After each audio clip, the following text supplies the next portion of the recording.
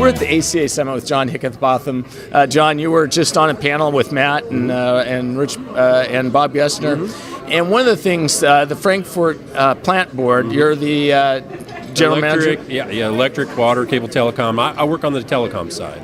And what's interesting about that is its long history. It started in 1952. I mean, really, that was just a few years after the cable industry. Why don't you tell us about that? It's a great story, and we are so fortunate in Frankfort that one of the guys that started this thing was a local attorney, and he and the mayor actually started the system. And the cool thing about it is, from Mr. Fowler, he was the lawyer that worked there as part-time, because he still had his law practice. And he ran it from before day one, all the way until 1988. And he retired. He's an older gentleman at that point. But the neat thing is he kept everything. I have a couple of boxes that has sketches of the first antenna system from 1951 and letters from the local NBC affiliate in Louisville saying, hey, we read about it in the paper that you guys are going to maybe put up this community antenna. We'd love to be on there in Frankfort because we can't get the signal there. I mean, that's the whole purpose of having the cable system to begin with, because it's in a little bowl.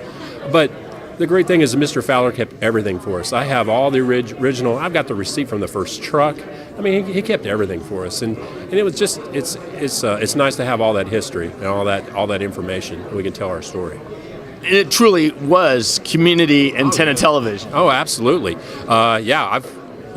We know the address of the first customer. We know his name, and we know he paid $5 for the installation and $1 a month or something like that. So, it grew so quickly because you just couldn't get television down in the bowl, and just exploded. It went from just a few customers to almost 10,000 customers in 4 or 5 years. So it's really worked out for our community over the course of the last 60-some years. I want to talk a little bit about some of those community benefits, but first, one of the things that has happened is the plant has had to change over and over and over again through those years. Yeah, so that's another thing that I'm fortunate to have the notes. We've rebuilt that system 8 times in 60-some years. And the last time we did it was in the late 90s, early 2000s. We turned it into a true HFC plant. And a lot of the components that we have out there have passed their useful life. And so it's what next? What next? And our customers are no different than any customers anywhere else. Give me as much internet as possible yesterday.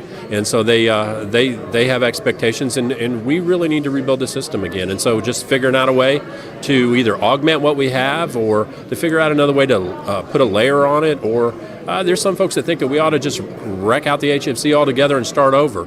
I don't know how we're going to pay for that, but those are the kind of issues that we're dealing with. And again, it's really no different than any of the operators around the country, I think.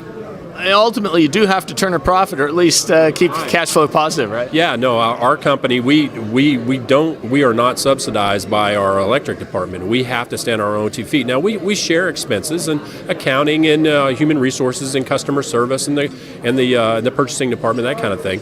But for the most part, we have to have we call it excess revenue in a not-for-profit world. At the end of the day, we've got to have some money in there in the event that we've got a catastrophe. What a tornado comes through town, and we've got to have some money in the checkbook, so to speak, to be able to make those kind of fixes, but also just the natural upgrades of your system. And so you just can't run it at a loss. You just can't do it.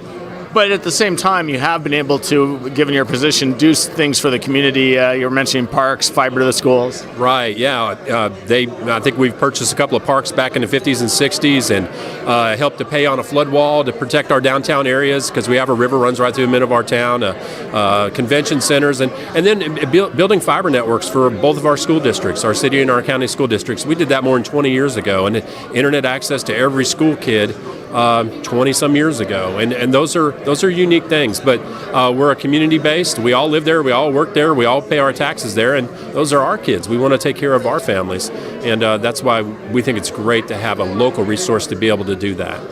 It makes a lot of sense, and it speaks to the diversity of the membership here at ACA. Yeah, absolutely. John, I appreciate your time. Thanks. Appreciate it very much. Nice talking to you. Likewise.